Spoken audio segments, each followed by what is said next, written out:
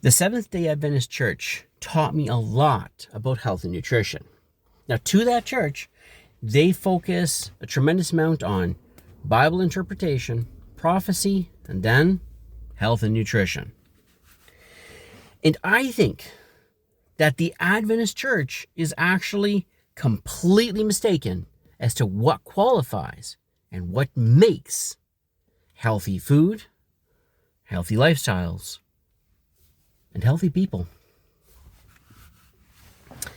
The Seventh-Day Adventist Church has been advocating for health and healthy living for, oh goodness gracious, man, 150 years. I'll say 100 years. No, it's even more than that. 120 years, something like that. It's been a long time. It started in the 1800s with the Adventist Church on health and nutrition.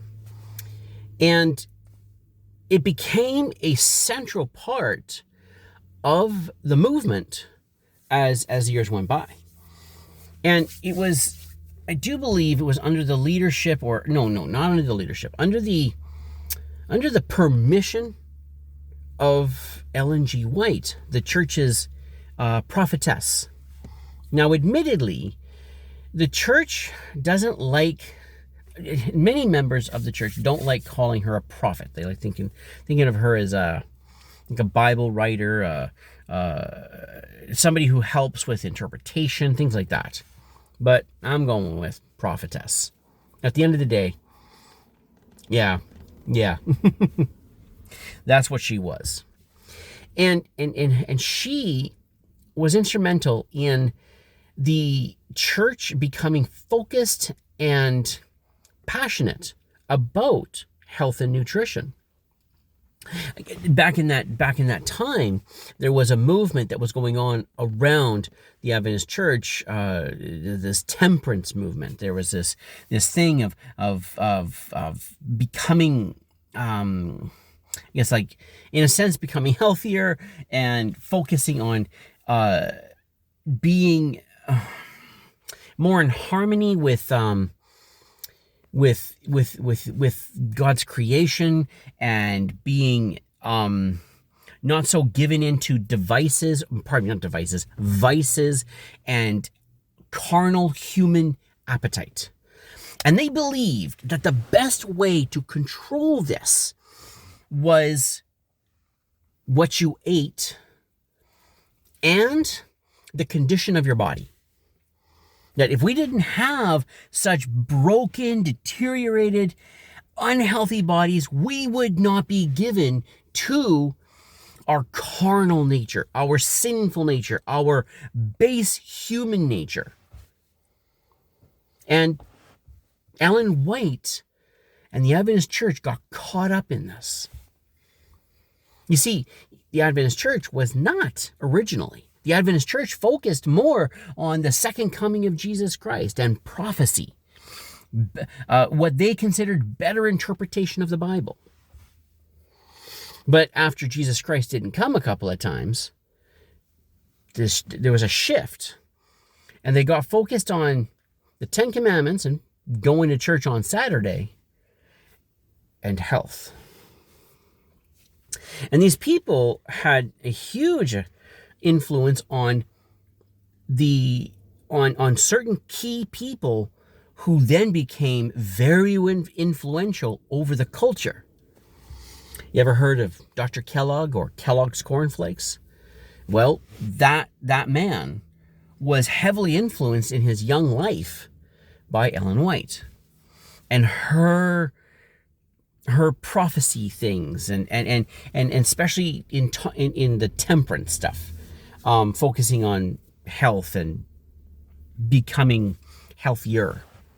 And the complaint that people are so focused on fleshly appetite. So he went off and he became famous, and he ended up creating the Kellogg business, making Kellogg's Corn Flakes, and actually several other things. And he was very influential over other people. And this moved us into a worship of plant food. And the focus, the reason why they were pushing all this, was to get men and women to not give in to their carnal natures, their bedroom activity appetite. They figured if they were malnourished, this would wreck their drive, and their bedroom appetite would be diminished. Well, anyways, that is a very, very, very tiny snapshot of the history. And so, when I was 12, I became involved with the Seventh-Day Adventist Church. And I've got to give it credit. The Seventh-Day Adventist Church, the people of the Seventh-Day Adventist Church, they helped me, saved my life, and helped me get into a place where I could actually have a chance at having a good life. And I'm grateful to those people. And they did teach about health. And I gave up eating a lot of different food. They believe in, unclean and clean meats. And I focused on having clean meats, much to the chagrin of my mother. And so I wanted, back then, I was very passionate about being accepted by the friend group that I was a part of. And so I wanted to do what that church, what that community was requesting and teaching. And I wanted to become assimilated and become a part of that church, become a part of that community. And so adopting the not eating pork and shrimp and things like that was paramount. I wanted to be accepted, and I wanted to be doing what they said was healthy. This is the best thing for you, Rodney. Do these things. And so I did. And I learned more about the health message of the Adventist Church through their evangelistic crusades. They focused, every crusade was the same. Here's better ways to interpret the Bible. Here's what the prophecies really are. And always there's a health message. And the health message actually focuses on vegetarianism. At the time, they didn't talk about veganism so much. It was vegetarianism. So they, praised the vegetables. They praised fruits. They talked about how this was, echoing back to the Garden of Eden. And this is what people ate back then, and we should adopt it today. We should do that today. And so they had this religious focus.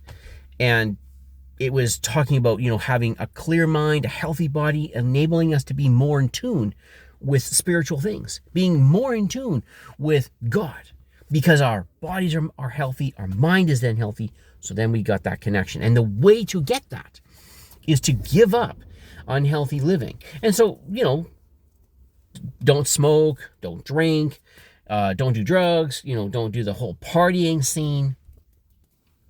And they do speak against, fast foods and stuff like that. But the big thing they spoke in favor of, is vegetarianism. And I have to admit that I came to believe that the healthiest type of food is vegetarian food. And I ate plenty of it. And admittedly, the people that prepared the vegetarian food, it was good food. It tasted great. On occasion, I'd come across some food that was absolutely disgusting. And, in regular food, you'll come across regular food that's absolutely disgusting. So it tasted good. And that was cool. Though I got to admit, fake cheese, it did not taste good and still doesn't. Look, if you're going to give up eating cheese, just give it up. Don't go with that fake stuff. It's no good for you. And the fake meats, man, they got a longer life expectancy because of all the crazy chemicals they put in it than you have. I swear, people who eat that fake meat, are going to be, they're going to be preserved in their coffins because of all the preservatives that are in that fake meat, that fake animal product. Anyways, I digress. I ate it. It was fine, but I never did give up meat. I grew up in a meat and potatoes kind of home, and I was satisfied with that. But I always believed vegetarianism, that is the pinnacle of healthy eating. And decades go by, veganism started showing up on the scene, and I'm faithful to the church. I was with the church for 35 years, 36 years, man, for a long time. And I'm going over to my friends' places, and many of them are vegan, vegetarian. And yeah, I figured, I agreed with and accepted that veganism was even healthier than vegetarianism. And there was just versions of the veganism. Some people who will only eat raw and whatever. In the past 5 years, I started having troubles with the actual church itself. Not its fundamental beliefs. I always believed fundamental beliefs, those 28 fundamental beliefs, they're solid. No questions there. No qualms with that. But on the social political side and on the political side, I found the Adventist Church was making some decisions I didn't like. Or making some stands and not taking stands that I thought they should. But again, though I was shaky, I'm cool, but with the beliefs, with the church, not always the leadership. I'm cool with the whole foundation of the Adventist Church. I had no questions. But I was staying home a lot more on Saturdays and not actually attending church, which was not my habit. Previous to that, I'm faithful. Unless I'm sick as a dog, I'm there. But after 2020 into 2021, 2022, 23, the church was back to full attendance, but I wasn't going regularly because of the challenges that I was dealing with, the issues I had with the organization. And I'm on YouTube a lot, and I'm watching tons of stuff. And you know YouTube, come on, you know YouTube, man. They've got all kinds of suggestions for you, and they're always testing new content on you, always. And you got to understand, when it comes to YouTube, you're the most important thing. You are the most important thing. The advertisers, yes, they pay the bills, but it's the viewer that even gives value to YouTube for the advertiser to want to give money to. And the creators, they're important, they matter, but you are the center of it all. And so, testing on you, maybe they don't want you getting bored with YouTube, and they don't want you leaving.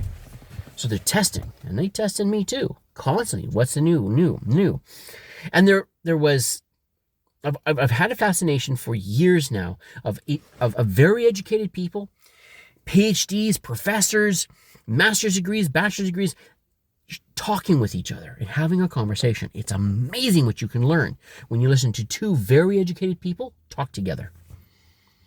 And there was these two guys showed up on my feed. For whatever reason, I do not remember, but I clicked on it and let it play. And they started having a conversation about health and nutrition. Wow, it was fascinating. It was neat stuff, But all of a sudden, my ears peaked up like you would not believe. Seventh-Day Adventist bad something? What? What's this now? What?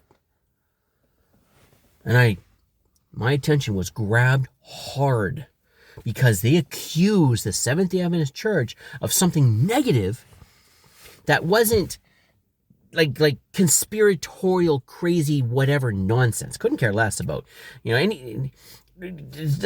when churches end up in the news, almost always it's something bad.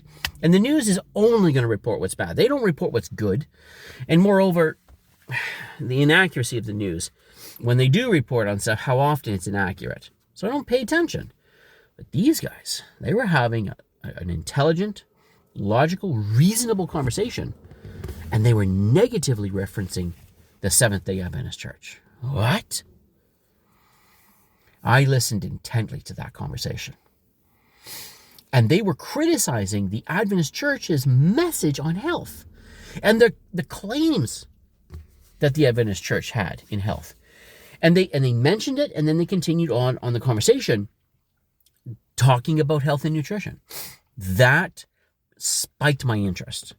And so I clicked on the next suggested video that talked further about health and nutrition. And that, it tickled my brain. It sparked my interest. It was weird. Click on the next video. You know the rabbit hole thing. Come on, we've all done that. We've all been there. The rabbit hole comes along and you just start going down that hole like crazy, and you're like, whoa! The things you learn. Pick your topic.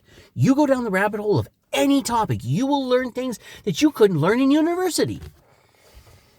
And oh man, I went down that hole, and it was one video after another. Meat is good for you? Meat is essential for our health? Wait, what? Really? What is unhealthy about a hamburger is not the meat? The meat in the hamburger is about the only thing that is healthy? No. What? And I mean, yes, I'm being dramatic. It's a part of my personality, but inside my heart, inside my mind, this is what's going on. Like, what? Really? And so I push. I dig. I start coming across people that really sparked my interest. Dr. Ken Berry, I got my notes here, so I don't forget to mention things, right? Dr. Ken Berry, he showed up on my feed, making claims, right? Making claims about meat, making claims about fat, making claims about vegetables. Dr. Anthony Chaffee, plants are trying to kill you? Like, plants are trying? Really? I came across people like, Bella from the Steak and Butter Gal channel. Came across just so many people. I got to admit, I paid attention to the doctors, the professors to begin with. I've learned there's always going to be a community of people, individuals that will believe anything that are uneducated, at least not educated they're not PhDs and so forth. So, people like me. There are people like me that believe, all kinds of things. And so people like me are interesting for anecdotal information. Maybe you can start a study by someone like me. I'll make a claim about something. I'll say I believe this, that, or the other thing. And you go, okay, I'll test that. I'll try it out. But you want those people that have the expertise, that talk on a topic. And so I came across people like myself, and I put Bella from Steak and Butter Gal in that category. And please understand, I have huge respect for Bella. But she's a pianist. She's not a nutritionist. She's not a doctor. She's a pianist. Far more accomplished than I am. Dave from No Carb Life, I also put in that same category. He is not a health nutrition. Bleh. He is not an expert in health and nutrition. He does not carry a ticket in that field. But Dr. Ken Berry, general practitioner in the medical field, a family doctor. Yeah. Now, it doesn't make him right. Doesn't mean he's accurate. It doesn't mean that he's right. He's just more likely to be. And yeah, I do appreciate it when they offer the resources and then they bring forward the studies and the facts. Dr. Anthony Chaffee, he makes some wild claims. Doesn't make him right just because he's a neurosurgeon, but he's more likely to be right. And so often, okay, it doesn't make him right, but more often than not, they are. They do know what they're talking about, because you got to understand, they're putting their reputation out there. They're not just a guy like me making some wild claim, I don't have a ticket to lose. I don't have a license to lose. I don't have any of those things to lose. At the most part, just people like yourself would go like, Rodney, what a punk. And I lose reputation, but it doesn't affect me very far. Dr. Ken Berry, Dr. Anthony Chaffee, Dr. Philip Ovadia, yeah, they have a lot to lose. So I pay attention to that. I came across, I want to say doctor, but I don't think she's a doctor, Judy Cho. Judy Cho has a channel, I think it's Healthy Nutrition with Judy Cho. And it was fascinating because here's a nutritionist talking that meat is good for you, that animal fat is good for you. Philip Ovadia, he's saying that fat is good for you, and fat, animal fat, cholesterol, saturated fat, do not clog your arteries. They are not the cause of heart disease. I mean, it was really messing with my head. And this shook me to my core.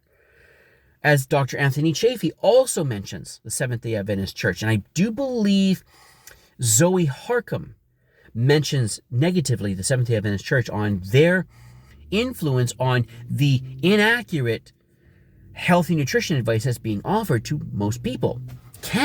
Dr. Ken Berry, he followed, he gave out advice all the time. And he became absolutely fat, just following the normal American diet. And he was nobody special in the sense of like, he wasn't struggling with food, the American standard diet, like some can, but he was getting fat. And, he's like a normal person. He's like, it's like, let's just go to McDonald's and get a burger, or, I'm feeling like a snack, man. It's hot out. Let's go get some ice cream. And he's not seeking out food crazy. He's being normal, being average. And yet he's getting fatter and fatter. And eventually he gets to a point where he notices, man, he's getting big. And he wants to solve the problem. Now, he believes, like most doctors believe, that the average patient, most patients, are not actually listening to the health advice that the doctors are offering. That most of us, we just ignore what the doctor says. We sit there and say, yes, doctor, yes, doctor. Oh, no, I'm really doing it, doctor. Reminds me of that guy, what was the Dr. House or House, maybe was a show? I don't watch a lot of television. And he regularly, one of his things that he always was saying is people lie. That's what they do. They lie. They always lie. They never tell the truth. So Dr. Ken Berry believed that. So he starts following the advice he'd been given to people for years, decades. Years he'd been giving people this advice. And he found himself, when he followed his advice to lose weight and to get healthier, that he didn't get healthier. He continued to get sick. And he continued to gain weight. And he did it. He followed his advice for a long time. He had plenty of time to test this advice out. And wouldn't you know it? He didn't get healthier. He got sicker. This messed him up. He's like, wait a second. Is it possible that this mantra that doctors say that people do not follow the advice of the doctor, they're always not doing what they're supposed to do, that may not be true? Because he's followed his own advice and done exactly what he told all of his patients to do who are sick and having metabolic issues. They get better. They get sick. And they stay sick. And there's no cures. And now he's suffering. That sends him on a research path like crazy. And it revolutionizes his thinking on health, his thinking on sickness. And when he shares that with me through his YouTube videos, it messes me up too. Dr. Anthony Chaffee talking about vegetables and how unhealthy they are. I came across Kerry. I don't know his last name. I should know it. I've seen enough of his videos, but I'm terrible with names. I see Kerry from Homestead How. And I catch him at the very beginning of his carnivore journey, his health journey. Now, I haven't started carnivore yet. Nope. But I'm curious. I'm really curious. And I'm watching video after video, but now I'm really interested in these anecdotal people. Bella, Judy Cho, and Kerry. Because you see, they're going to be the victims of the advice that's being offered by, Dr. Philip Ovadia, Dr. Ken Berry, Dr. Anthony Chaffee, Dr. Sean Baker. I didn't see him until much later on. And they're going to be the victims of what they're suggesting. So what's the outcomes? I want to hear those stories. Dave from No Carb Life. Yeah, I was starting to watch him back then. I do believe he was back then. Maybe a little bit later, but not by much. And Kerry has this 30-day update that he's talking about. And he's just one health benefit after another. Losing weight, getting some other health benefits. I don't remember the list anymore, but it was hitting me. And Kerry, it was like just hearing that list, and there were several other anecdotal people who were just telling their stories. They had eaten. There was this one gentleman eating the meat diet, right? And there was this one gentleman that got busy, and he had lost 100 pounds. 100 pounds just eating meat. I had to try it out. So a month after Kerry from Homestead House started his diet, I then started mine. It was in March of 2023. I've been consuming the content for an entire month, started in February, and in early March, it was about mid-March, I got busy and I started the diet.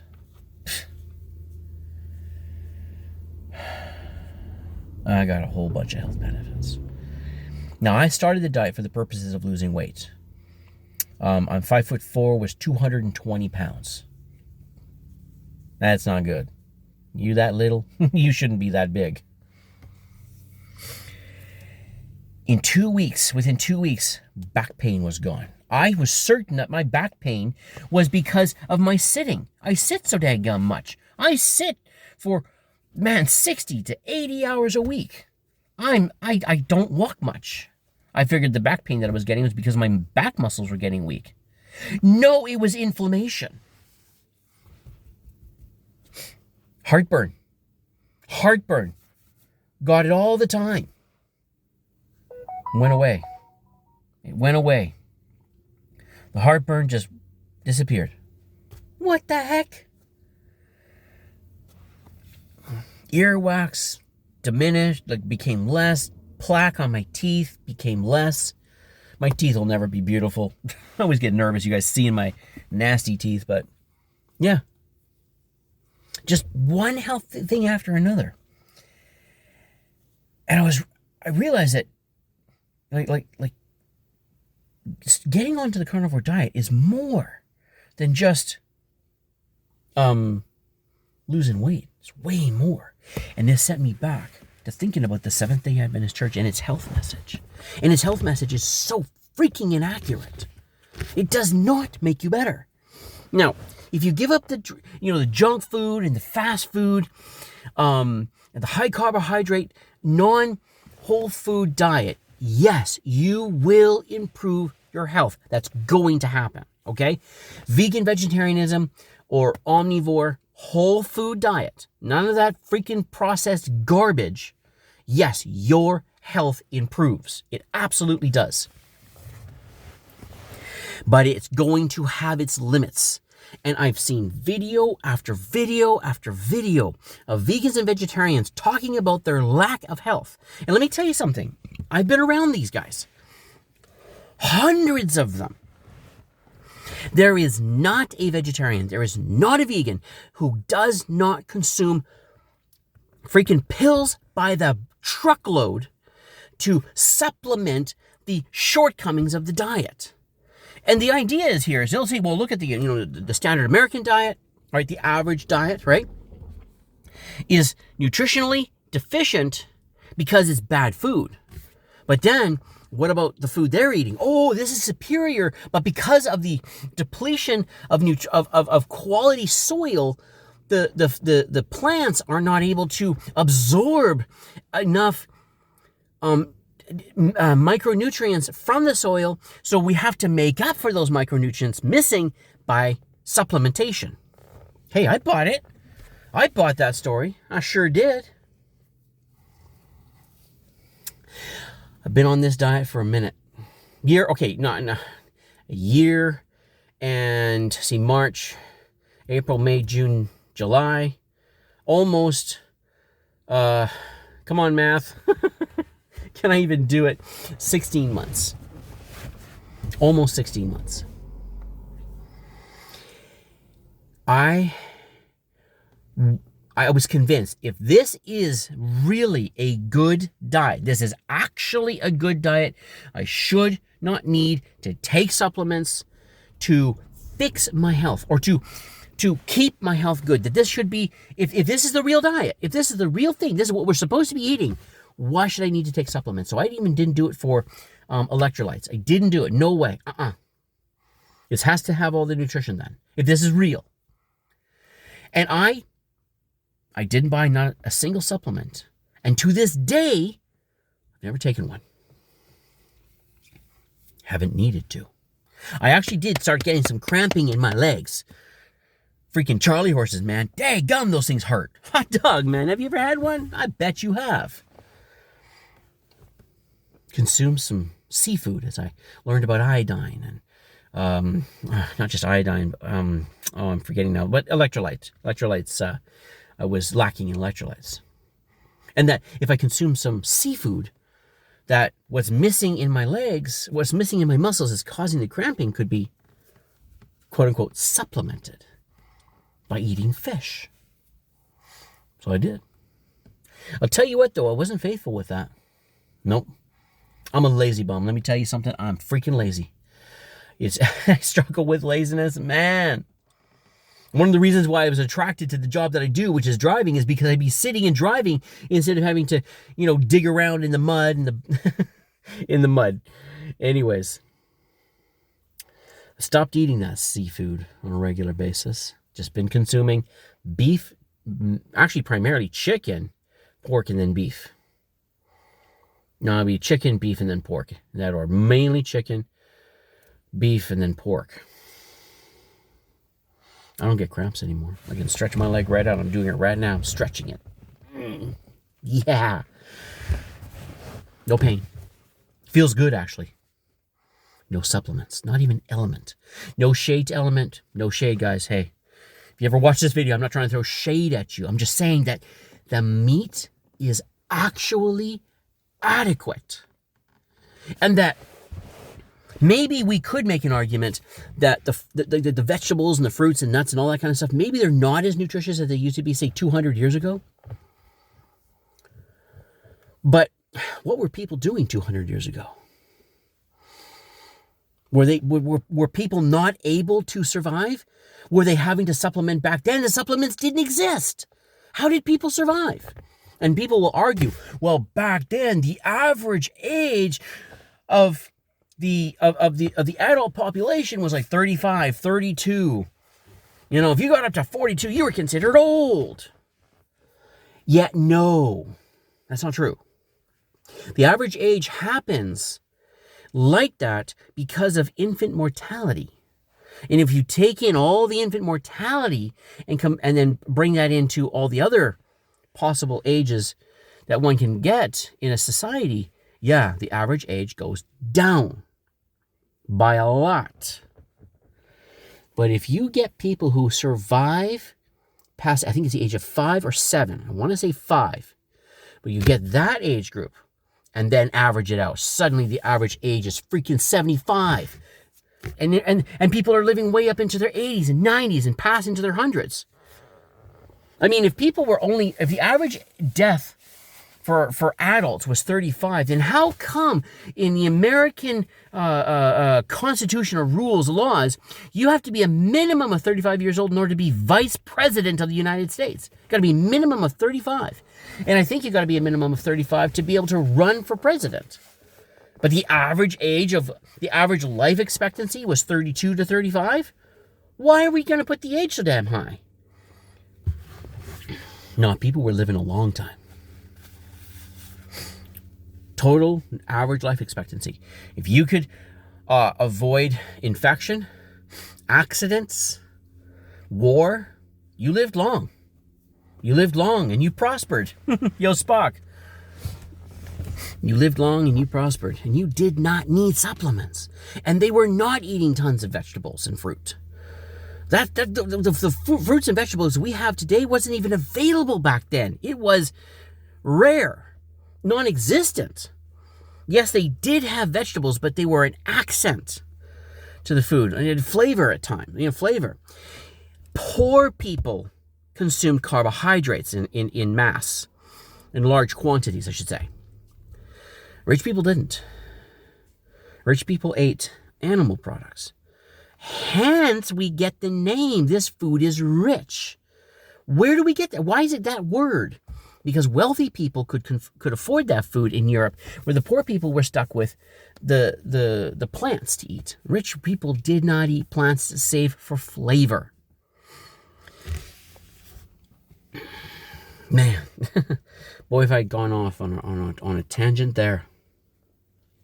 I continued to study like crazy. Dr. Paul Saladino, hey, he helped. He gave so much wonderful information. Dr. Paul Mason, Rena from 5 Minute Body, Dave from No Carb Life, all these guys, they gave so much information, and they recommended books. And the books that I read, Why We Get Sick by Dr. Ben Bickman, wonderful. I enjoyed listening to him. Very educated man. The Vegetarian Myth by Lori Keith. Oh, man. Just exploded. Blew my mind. Toxic superfoods? What? That's insane. No. Toxic superfoods? Oh, yeah. Sari Norton. Now, these guys aren't necessarily advocating for the carnivore diet, but the information is solid. And the things that Dr. Anthony Chaffee is saying, the things that Dr. Philip Ovady are saying, this is legit, man. This is solid stuff. Kerry and the stuff that he's saying. Oh, wow. The Great Plant-Based Con by Jane Buxton. Change Your Diet, Change Your Mind. Dr. Georgia Eade, medical doctor. Oh, man. I want to contribute to this community. Because you guys, you changed my life for the better. Opened my eyes to something I was completely deceived about. I didn't know. There's so much I didn't know. And I want to, excuse me, I want to give it back. I want to give back. The channel I have, Rodney Full Circle. Others taught me. Others gave to me. Others helped me be better. Helped me to grow. Helped me to learn. And now, I must do that, which has been done to me and made my life better. I'll be talking about this stuff, giving more details about my journey, and trying to just add another voice to inform the world around us. Don't be afraid of the animal food. It's the proper human diet. What humans have been living on for the entire existence of humanity. We've been living on this. Almost. Depends on who you want to talk to. We'll say almost the entire human existence. This is what we've been living on. And the percentage of time that humans haven't been living on animal products is just barely a breath, barely a moment in human history. We're designed for their steaks and all that white stuff that comes along with them steaks. Well, anyways, I've ranted and talked long enough. I thank you for watching. Hope you have a great day, and I'll catch you in the next video. Bye for now.